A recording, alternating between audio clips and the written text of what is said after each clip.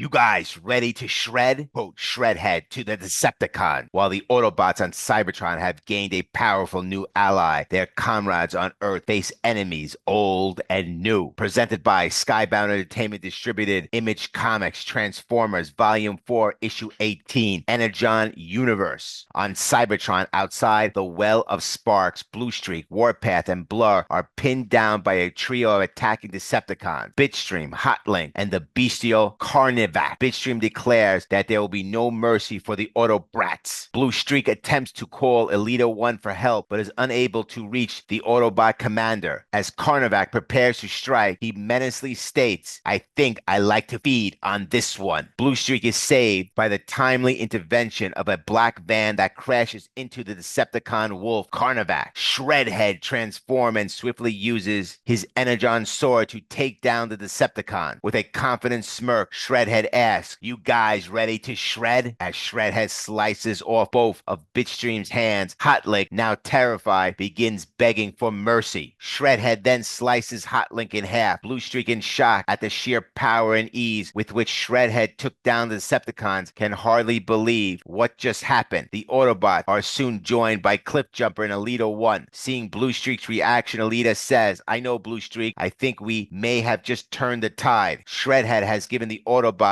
on Cybertron newfound hope, proving that this powerful warrior may be the key to winning the war. On Earth, Beachcomber, Spike, and Carly camp inside Ultra Magnus's makeshift fort on the San Juan Islands while RC speaks with Ultra Magnus. Ultra Magnus gazes out and says, "This view is so clear, like we're back on Cybertron again, looking up at the great beyond. Those were the days. The future seems so bright, but now all I see is the unknown, the vastness, the dark. Shockwave ruined it all. We saw firsthand what became of Magnus while he was captured by Shockwave back in issue 7, and the debilitating effects it had on him when he fled from battle in issue 11. RC replies, "But he's gone now. He can't hurt us anymore. Prime made sure of it." RC tells Magnus that Shockwave can no longer hurt him, having been killed by Optimus Prime in issue 12. Ultra Magnus shakes his head. "It's too late, RC. Shockwave taught me the depths of what one Cybertronian can do to another. How can I believe in anything anymore?" RC places a hand on his arm. "You can't let what happened in the past dictate what is to come, my friend." Ultra Magnus sighs. "That's easy for you to say." Carly, listening nearby, speaks up. "It's not actually. Spike and I lost our dads, our home. Everything we thought we knew about the world is gone. You're a huge metal man with a huge metal guns, and I'm just a small, squishy wannabe artist who could come up with two beings more different. But inside, I think we're more alike than you realize. It's our shared pain that brings us together. No matter how adrift you feel, you're not alone, Ultra Magnus." At that moment, Ultra Magnus spots a group of soldiers approaching the fort. Instinctively, he pulls out his gun and shoots. "Get down, soldiers incoming." In panic, he opens fire on them. RC tries to get Ultra Magnus to stop, but before she can, the group is suddenly attacked by helicopters. The sight triggers flashbacks of Magnus' imprisonment by Shockwave, causing him to retaliate and open fire on them. A tranquilizer dart strikes Carly, knocking her out. Ultra Magnus says, "They aren't attacking us. They want to enslave us." Ultra Magnus smashes a tomahawk as RC screams, "Magnus, no." The pilot responds, "Enough with child's play. We're going to crowd him. Light him up." Tomahawk missiles fly in all directions as Beachcomber and Spike make their escape. These are no ordinary soldiers. They belong to the elite force of G.I. Joe. One of the soldiers says, "Orders are to take what we can and get out as soon as possible. We're already way outgunned by these things." Gunfires echo as they capture Carly and Ultra Magnus. As RC recovers, she can only watch as both Carly and Ultra Magnus are carried away by the soldiers. The soldiers attacking Magnus and his team are shown wearing the star emblem of G.I. Joe, marking the first explicit reference to the highly trained special mission force in this series. While these troops are nameless grunts rather than the more distinct costume members of the main G.I. Joe team, the G.I. Joe segment of the Energon Universe 2004 special hinted that the organization was far larger than it initially appeared. Meanwhile, in Seattle, the remaining Autobots worked tirelessly to evacuate the humans caught in the chaos of the battle between Bruticus and Devastator. Unfortunately, their efforts can only go so far as the two massive combiners continue to tear through the city, leaving destruction in their wake. Optimus Prime does his best to hold up a collapsing building amid the devastation caused by the battle between the two combiners. combiners. Meanwhile, Starscream provides air support for Bruticus from aboard Astrotrain. Astrotrain is taken down when Soundwave ejects, causing Astrotrain to crash onto the top of a skyscraper. Bruticus rushes to rescue his leader with Devastator in pursuit as both giants begin climbing the tower. Starscream says, "Can I not get one spark damn break?" As Bruticus responds, "Fearless leader, fret not, we are here." As they near the top, Devastator grabs Bruticus. Devastator grabs Bruticus in a chokehold, sending them both crashing back to Earth. For the last 3 issues, these two combiners have been slugging it out all across Seattle, leaving devastation in their wake, death, destruction, and debris. Bruticus takes the brunt of the fall with his head in a weird position as they level an entire city block, much to Optimus Prime's horror. Round 2 begins. Soundwave and Starscream. Soundwave corners Starscream on the roof. Starscream says, "No, why can't anything go my way?" Soundwave replies, "Because you are stupid." Starscream, guided only by fear, hate, and selfishness. "You cannot even move without the Earthlings' technology. What a pathetic end for you." Soundwave then double fists Starscream and points a gun at his head. However, Starscream, furious about being called pathetic, gets a second burst of energy. He flexes his hand, causing the gunshot to go elsewhere, and crashes his head into the bottom of Soundwave, screaming, "Pathetic. Look who's talking." He rips off Soundwave's cassette deck chest, opening Soundwave's chest compartment, and pulls out Ravage, still inactive body. Starscream says, "At least I'm not the one obsessed with their tape collection." Soundwave has been trying to repair Ravage ever since Optimus shot him in the first issue. However, their fight is interrupted by the return of Megatron, who orders them to stop with a single word. Megatron says, "Enough." Starscream responds, "Megatron, how did you survive?" Starscream is shocked to see Megatron alive, as he had believed he had killed the Decepticon leader in the Transformers segment of the Energon Universe 2004 special. However, readers of Cobra Commander know that Megatron was found by the secret society of Cobra La before escaping and being found by Laserbeak in issue 16. Megatron is back. Megatron says to Shockwave, "Be silent," as Soundwave responds, "Megatron." He picks up Ravage and, using his own spark, reactivates him as a reward for Soundwave's loyalty. Megatron says, "What a good soldier you are, small thing, and what a faithful servant your father is." Soundwave responds, "My master." Starscream, scared for his life, says to Astrotrain, "Quickly, take me away from here." Astrotrain refuses. Megatron commands, "Get up, Soundwave. There's much work to be done." Astrotrain, furious, looks on at Megatron. Astrotrain has been nursing his own grudge against Megatron for reasons not yet fully revealed, though issue 16 hinted that Megatron was responsible for killing Astrotrain's love. As Optimus looks up in horror to see his old nemesis alive, he gives his fellow Autobots a single order: retreat. Next, presented by Skybound Entertainment, distributed by Image Comics, Transformers Volume 4, Issue 19, Energon Universe. What happened to Megatron? The story that every fan has demanded begins right here.